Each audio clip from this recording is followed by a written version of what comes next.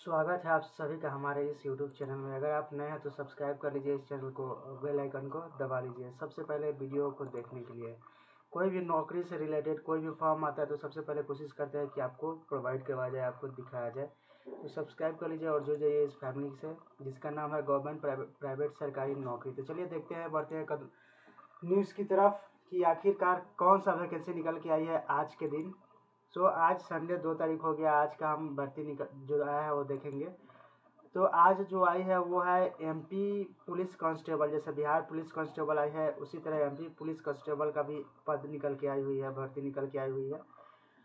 इसमें नौकरी जो आई है वो एमपी कर्मचारी चयन बोर्ड के माध्यम से आई है, जो 10वीं और 12वीं के पास लड़के लड़कियों को जो है कांस्टेबल के लिए पोस्ट लेकर आई है, जिसमें 7,411 पदों पे बहाली होगी, नियुक्ति होगी। तो चलिए देखते हैं कि इसका डेट कब से निकल के आई है। 26 जून से लेकर 10 जुलाई 2023 तक ही ये सीमित है। इतना दिन के बीच में ही आप फॉर्म को भर सकते हैं। तो इसको भरने के लिए हम लोग को ऑफिशियल वेबसाइट पे जाना होगा। हम उस पर आपको लेकर चलेंगे और बताएंगे कि कैसे भरना है, क्या भरना है। और उससे पहले हम दिखाएंगे कि इसमें एज कितना है, डॉक्यूमेंट क्या क्या लगेगा और सारी फीस कितना लगेगी, एप्लीकेशन फीस सब हम आपको इसमें दिखाएंगे। तो अगर आप नए हैं तो प्लीज़ सब्सक्राइब कर लीजिए। सभी स्टेट के जॉब वैकेंसी सरकारी जो होता है या फिर प्राइवेट वो हम लेकर आते हैं आपके लिए, जैसा बोलिएगा वैसा लेकर आते हैं। तो सब्सक्राइब कर लीजिए। चलिए देखते हैं। तो ये जो होगा ऑनलाइन फॉर्म भरा जाएगा। सिलेबस, चयन प्रक्रिया, जितनी भी सभी चीज़ें सब कुछ इस वीडियो में कवर करेंगे, मेंशन करेंगे। तो चलिए, जो ऑनलाइन फॉर्म भरा जाता है उसका कितना पद है, किस किस पद के लिए निकल के आया है और वेतन और सैलरी कितना मिलेगा, ये सब हम लोग डिस्कस करेंगे। तो वेतन जो दिया जाएगा वो 7वें वेतन के अनुसार दिया जाएगा। जो सरकारी का 7वां वेतन कहते हैं ना, उसके अनुसार दिया जाएगा। तो इसको हम बता दें कि 19,000 से लेकर 62,000 के बीच में ये पद राशि होती है। इसका ऑफिशियल वेबसाइट esb.mp.government.in हो गया। तो इसको हम ओपन करके आपको दिखाएंगे, प्रोसेस फिल करके भी दिखाएंगे फॉर्म। तो चलिए बाकी का डिटेल्स जो है वो हम देख लेते हैं। तो डिटेल्स में जैसे पद का नाम क्या होगा, संख्या कितना होगा। तो मान लीजिए अगर आप कांस्टेबल के लिए भरना चाहते हैं, जीडी कांस्टेबल के लिए, तो आपके जो पद है उसके लिए वो 4,444 है। एंड अगर आप कांस्टेबल एस ए एफ के लिए भरना चाहते हैं, कांस्टेबल एस ए एफ के लिए, तो उसके लिए 2,646 पदें निकल के आई हुई हैं। अगर कोई रेडियो ऑपरेटर के लिए भरना चाहता है तो उसके लिए 321 टोटल पद है। टोटल अगर हम मिला के बात करें तो 7,441 सीट है। अब हम देखते हैं कि इसको कैसे, मतलब रिक्वायरमेंट क्या है, कि कितना डॉक्यूमेंट, कितना मिनिमम पास होना चाहिए, एज लिमिट क्या है, सारी चीज़ें देखेंगे। तो आयु सीमा जो होता है, एज लिमिट होता है वो 18 से 35 साल होनी चाहिए, 10वीं और 12वीं के अनुसार। ठीक है। तो हम 10वीं 12वीं का हम क्लियर करते हैं, कहीं डाउट होगा कि ये 10वीं 12वीं का क्या कह रहा है, तो उसके अनुसार हम बताते हैं।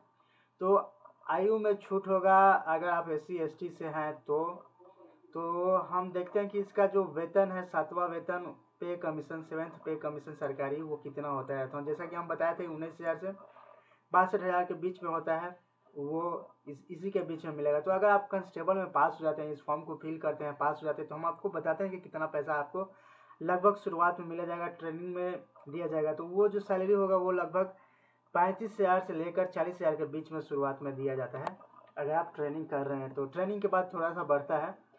तो चलिए आवेदन शुल्क देखते हैं कि कितना लगेगा। अगर आप जनरल कैटेगरी में आते हैं तो 560 रुपये लगेगा, OBC से आते हैं तो 560 रुपये लगेगा, SC ST से आते हैं 310 रुपये लगेगा।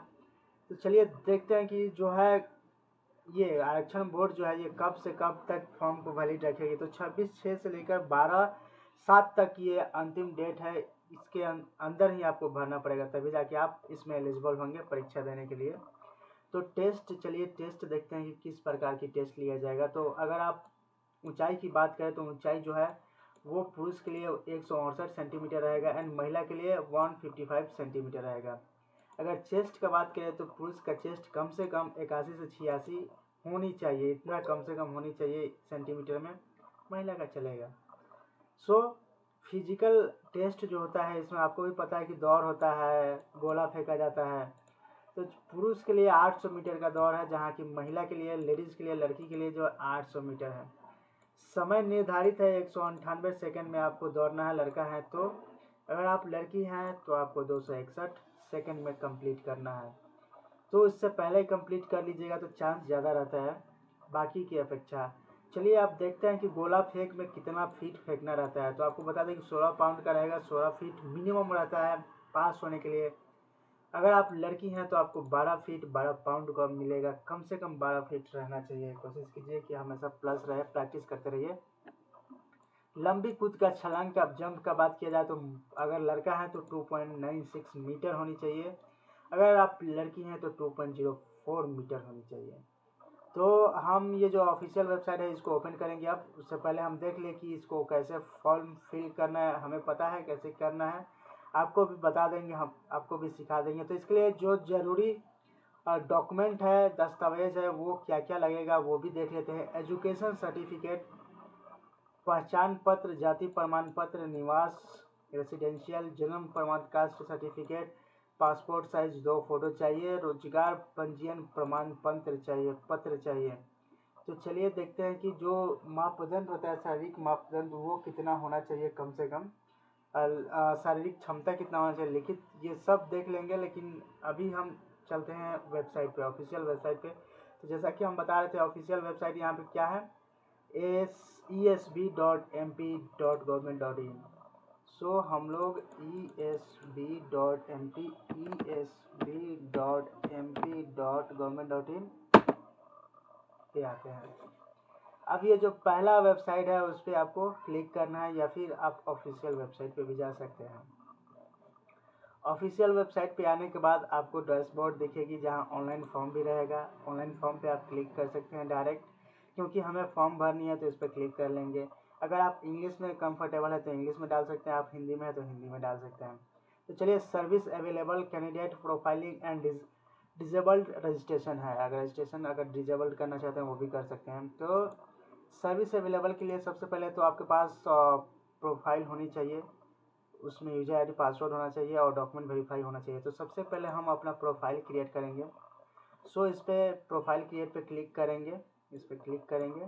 प्रोफाइल क्रिएट करने के बाद अगर हमको प्रोफाइल क्रिएट करनी है तो सबसे पहले इस पर प्रोफाइल रजिस्ट्रेशन फॉर्म पे फिल करेंगे इसको। फिर प्रोफाइल रजिस्ट्रेशन फॉर्म रिसर्च पे फिल करेंगे, प्रोफाइल पासवर्ड बनाएंगे, प्रिंट करेंगे उसको, डॉक्यूमेंट अपलोड करेंगे। ठीक है, उसके बाद से आपका मोबाइल नंबर जो होगा उसको अपडेट करेंगे, पासवर्ड अपडेट करेंगे, प्रोफाइल रजिस्ट्रेशन सक्सेसफुली हो जाएगा ई-केवाईसी करने के बाद। उसके बाद आपको जो है रजिस्ट्रेशन नंबर मिल जाएगी, आप उसको डाउनलोड करके आराम से लॉगिन कर सकते हैं। तो चलिए प्रोफाइल रजिस्ट्रेशन करते हैं। प्रोफाइल रजिस्ट्रेशन करने के लिए मान लीजिए आप हिंदी में कंफर्टेबल है, हिंदी इंग्लिश में है तो English. So do you have already have register profile ID. अगर आप नए हैं इस वेबसाइट पे, पहली बार आए हैं, फॉर्म पहली बार भर रहे हैं, सो आप लिखिए कि नो आई डोंट हैव। सो ये आगे लेके जाएंगे प्रोफाइल पंजीयन पे। क्या आपके पास पूर्व में पंजीकृत प्रोफाइल आईडी है? पहले आए होंगे तो आईडी होगा, नहीं आए होंगे तो आईडी नहीं होगा।